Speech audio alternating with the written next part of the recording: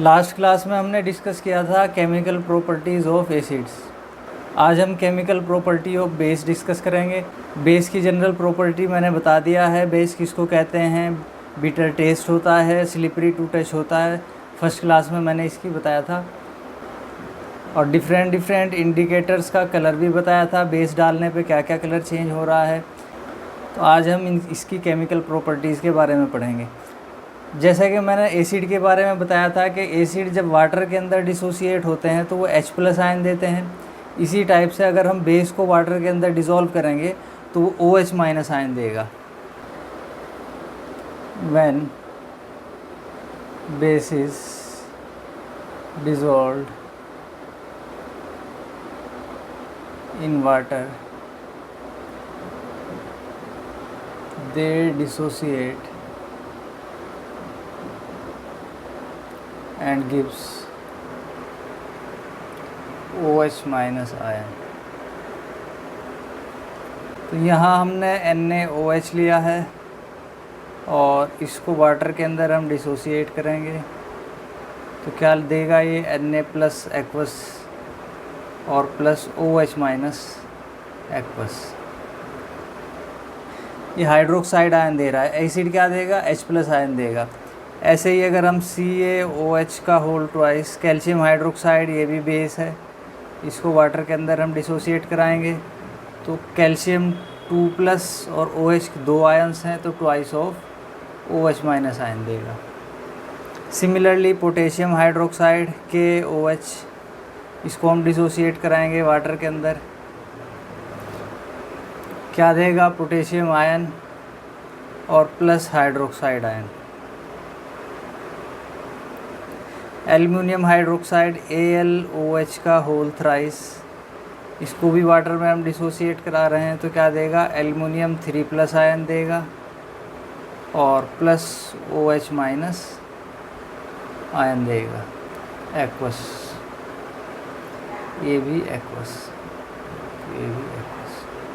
तो वाटर की प्रेजेंस में ये क्या दे रहे हैं? OH- आयन या हाइड्रोक्साइड आयन, और जिसकी वजह से ये अपना बेसिक बिहेवियर शो करेंगे।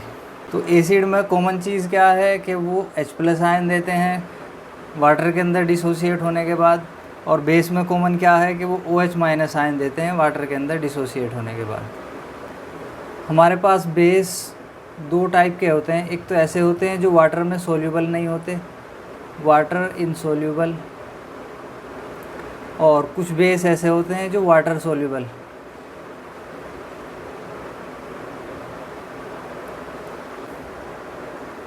Base of alkali metals and alkaline earth metals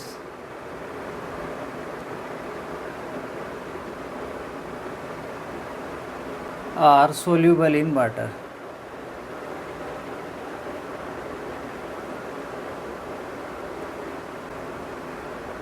Are known as, जितने भी अल्कली मेटल्स के बेस होंगे या अल्केलाइन अर्थ मेटल के बेस होंगे वो वाटर के अंदर सोल्यूबल होंगे और उनको अल्कली या अल्केलाई कहा जाएगा। अल्कली मेटल कौन कौन से होते हैं? पोटेशियम है, सोडियम है, लिथियम है। ये सब क्या है? फर्स्ट ग्रुप के जितने भी एलिमेंट हैं ये अल्कली मेटल्स कहलाते हैं।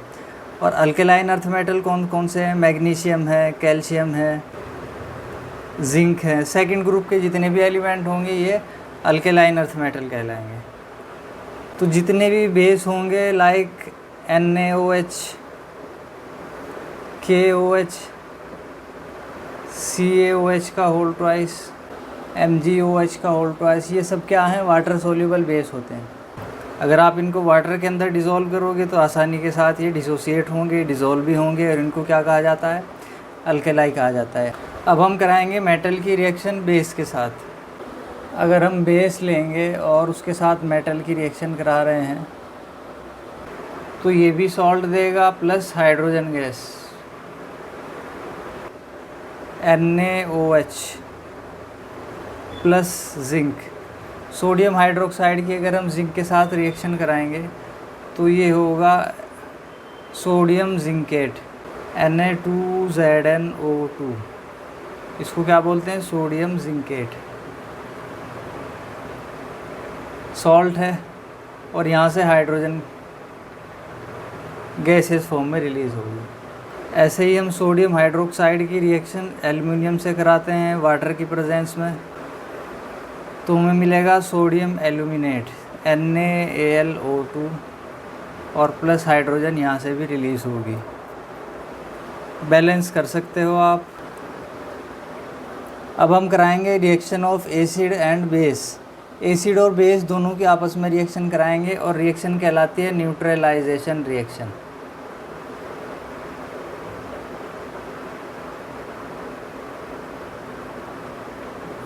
क्योंकि एसिड और बेस एक दूसरे को न्यूट्रलाइज कर देते हैं। एसिड से क्या आएगा, H+ आयन आएगा, बेस से क्या आएगा, OH- आयन आएगा, और H+ और OH- आपस में कंबाइंड होकर क्या बनाएंगे, H2O। तो यहाँ से जो एसिडिक नेचर था और बेसिक नेचर था ये आपस में कंबाइंड हुए, कंबाइंड होने के बाद एक न्यूट्रल मॉलिक्यूल इन्होंने बनाया जिसको हम क्या बोलते हैं, वाटर। H2O वाटर का मॉलिक्यूल है जो कि न्यूट्रल होता है, इसलिए इसको क्या कहा जाता है, neutralisation reaction. Reaction between acid and base called neutralisation reaction.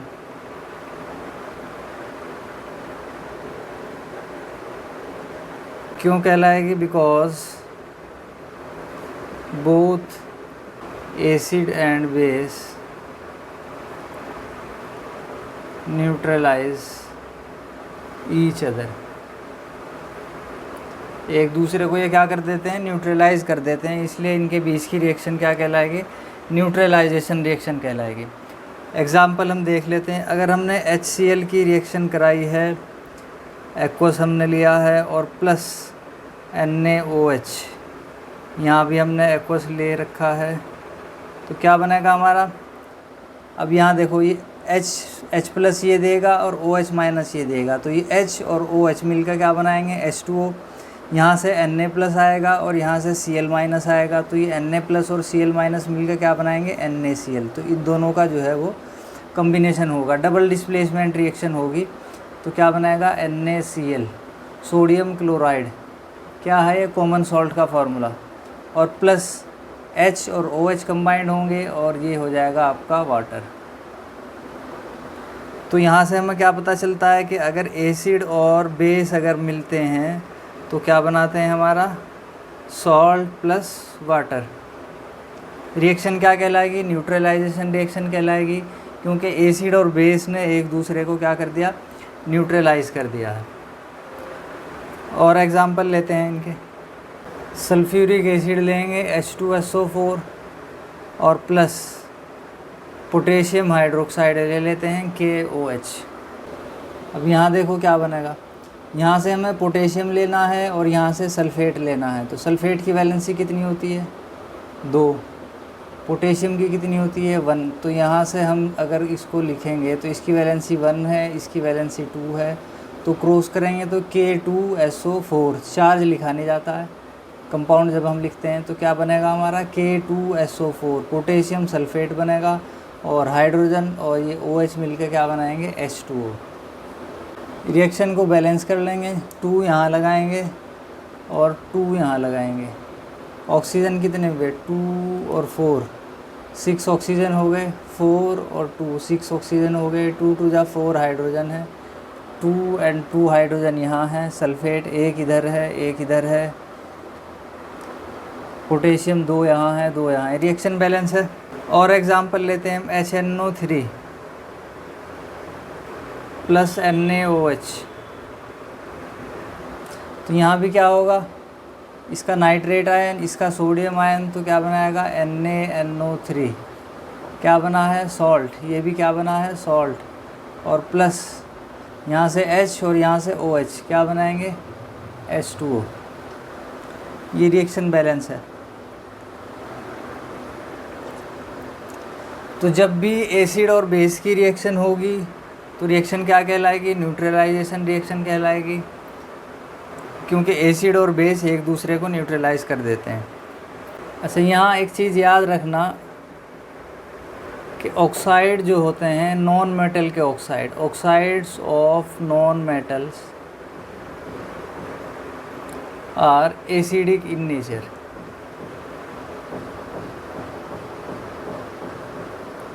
जैसे नॉन मेटल के ऑक्साइड एसिडिक नेचर के होते हैं, वैसे ही मेटल के ऑक्साइड बेसिक नेचर के होते हैं। अब कैसे होते हैं? अब एसिडिक नेचर की अगर हम बात करें, acidic nature of non metal oxides. अब देखो यहाँ पे हम लेते हैं CO2, कार्बन डाइऑक्साइड लिया हमने, गैसियस फॉर्म में होगी। अगर ये वाटर के साथ रिएक्ट कर जाती है CO2 प्लस H2O, तो क्या बनाती है हमारा? तो यहाँ से बनेगा H2CO3। 3 ऑक्सीजन यहाँ है, 3 यहाँ है, 1 कार्बन है, ये 2 हाइड्रोजन हो गए। तो ये क्या होता है? Carbonic acid. तो वाटर के साथ मिलकर क्या बना रही है? एक एसिड बना रही है। तो कैसा बिहेवियर हो गया इसका? एसिडिक बिहेवियर हो गया। अब अगर हम बात करते हैं सल्फ़र डाइऑक्साइड SO2 और प्लस H2O के साथ हम इसको कंबाइन कराते हैं, तो यहाँ बनेगा H2SO3 सल्फ्यूरस एसिड। ऐसे ही अगर हम सल्फ़र ट्राइऑक्साइड लेते हैं, किसके साथ रिएक्शन कराएंगे? H2O के साथ। तो यहाँ से हमारा क्या बनेगा? H2SO4 sulphuric acid. तो जितने भी, ये कार्बन भी नॉन मेटल था, नॉन मेटल के ऑक्साइड के साथ वाटर की रिएक्शन हुई, एक एसिड बनता है। सल्फ़र का भी ऑक्साइड वाटर के साथ रिएक्ट होकर क्या बनाता है? सल्फ्यूरस एसिड बनाता है। सल्फ़र ट्राइऑक्साइड है, ये वाटर के साथ मिलकर क्या बनाता है? सल्फ्यूरिक एसिड बनाता है। और जो एसिड रेन होती है, अगर हम बात करते हैं एसिड रेन, वो इन्हीं की फॉर्म में होती है, क्योंकि एटमॉस्फेयर के अंदर कार्बन डाइऑक्साइड प्रेजेंट होती है। जब ज़्यादा अमाउंट में कार्बन डाइऑक्साइड प्रेजेंट होगी और सल्फ़र के कंपाउंड अगर बर्न होते हैं, उनको जलाते हो आप, तो वहाँ से भी सल्फ़र के ऑक्साइड हमारे एटमॉस्फेयर में मौजूद रहेंगे। SO2 रहेगा, SO3 रहेगा। ऐसे ही नाइट्रोजन के कंपाउंड भी, नाइट्रोजन का ऑक्साइड भी एटमॉस्फेयर के अंदर प्रेजेंट रहेगा। तो नाइट्रोजन के ऑक्साइड के अगर हम वाटर के साथ रिएक्ट कराएंगे तो वो नाइट्रिक एसिड बनाएंगे, नाइट्रस एसिड बनाएंगे। जैसे इसने सल्फ्यूरिक एसिड बनाया है, सल्फ्यूरस एसिड बनाया है, कार्बोनिक एसिड बनाया है। तो जैसे ही एटमॉस्फेयर में ये वाले कंपाउंड आपके प्रेजेंट हैं और जब रेन होती है तो वहाँ वाटर के मॉलिक्यूल होंगे, और वो वाटर के मॉलिक्यूल इनके साथ क्या करेंगे? कंबाइन करेंगे, और कंबाइन करने के बाद क्या बना देते हैं? एक प्रॉपर एसिड की फॉर्म में वो वाटर ड्रॉपलेट के साथ मिलकर नीचे आते हैं। तो उसको क्या कहा जाता है? एसिड रेन, उसी को ही कहा जाता है। तो यहाँ से हमने देखा कि जितने भी नॉन मेटल के ऑक्साइड थे वो वाटर की प्रेजेंस में क्या बना रहे हैं? एसिड बना रहे हैं। इसलिए इनका जो नेचर होगा वो कैसा होगा? एसिडिक नेचर होगा। और जब इनका नेचर एसिडिक होगा तो ये बेस के साथ रिएक्ट करेंगे। अब यहाँ कराएंगे reaction of non metal oxides with base.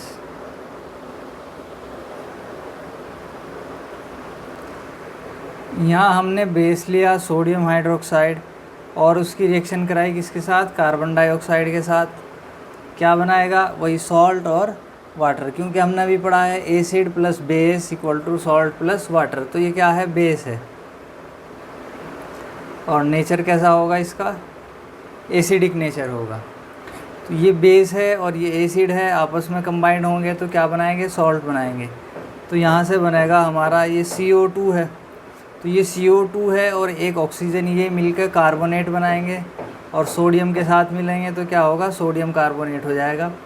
Na2CO3 sodium carbonate plus water तो निकलता ही है, क्योंकि एसिड प्लस बेस क्या होता है? Gives salt plus water. हम पीछे पढ़ के आ रहे हैं कि सॉल्ट और वाटर हमें मिल रहा है।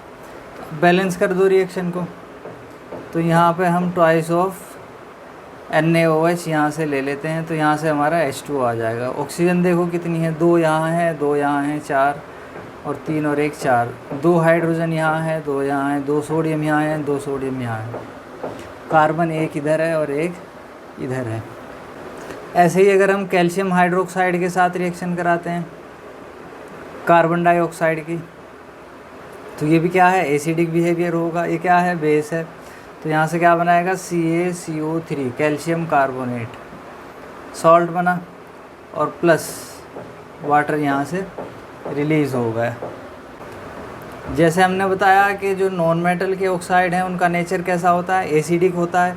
ऐसे ही मेटल के ऑक्साइड्स का नेचर कैसा होगा, बेसिक होगा। Oxides of metals are basic in nature, basic nature होगा, वो बेसिक प्रॉपर्टी शो करेंगे। रेड लिटमस को ब्लू में कन्वर्ट करेंगे। और जो डाई हैं या कोई इंडिकेटर्स हैं उन पर भी अपना इफेक्ट शो करेंगे। वो एसिड के साथ मिलकर जो है वो न्यूट्रलाइजेशन रिएक्शन करेंगे। अब यहाँ पे मैं रिएक्शन कराता हूँ, reaction of acid with metal oxide, क्योंकि मेटल ऑक्साइड बेसिक नेचर के हैं और इसके साथ हम रिएक्शन किसकी कराएंगे, एसिड के साथ रिएक्शन कराएंगे। तो ये भी न्यूट्रलाइजेशन रिएक्शन होगी।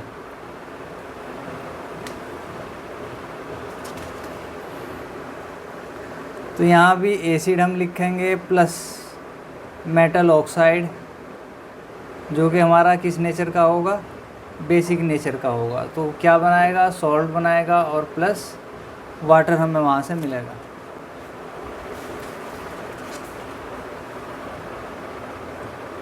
एग्ज़ाम्पल, एसिड में हमने HCl लिया और प्लस मेटल का ऑक्साइड CaO ले लेते हैं। तो यहाँ से कैल्शियम क्लोरीन के साथ जाएगा और हाइड्रोजन ऑक्सीजन के साथ जाएगा, CaCl2। ये नहीं देखना इधर 2 क्लोरीन नहीं है तो हम 2 कहाँ से लेंगे, 2 क्यों लिखेंगे। और यहाँ एक ही हाइड्रोजन है तो हम यहाँ H2O क्यों लिख रहे हो। जो वैलेंसी के अकॉर्डिंग जो कंपाउंड आपका बन रहा है वो बनाओगे, उसके बाद बैलेंस करोगे। क्योंकि रिएक्शन मिक्सचर में आपने जब लिया है तो बहुत सारे मॉलिक्यूल हाइड्रोजन होंगे, बहुत सारे HCl के बहुत सारे मॉलिक्यूल प्रेजेंट होंगे, तो उसमें क्लोरीन भी बहुत सारे होंगे और हाइड्रोजन भी होंगे। और ये हम जो है वो एक्वस फॉर्म में अगर लें और ये सॉलिड फॉर्म में लें तो ये डिसोसिएट होगा। डिसोसिएट कैसे होगा, H+ में और Cl- में बहुत सारे क्लोराइड आयन हमारे पास होंगे। तो कैल्शियम जब वहाँ से रिएक्ट करेगा तो वहाँ से ये 2 आयन चाहिए, 2 आयन ले लेगा तो CaCl2 में कन्वर्ट हो जाएगा।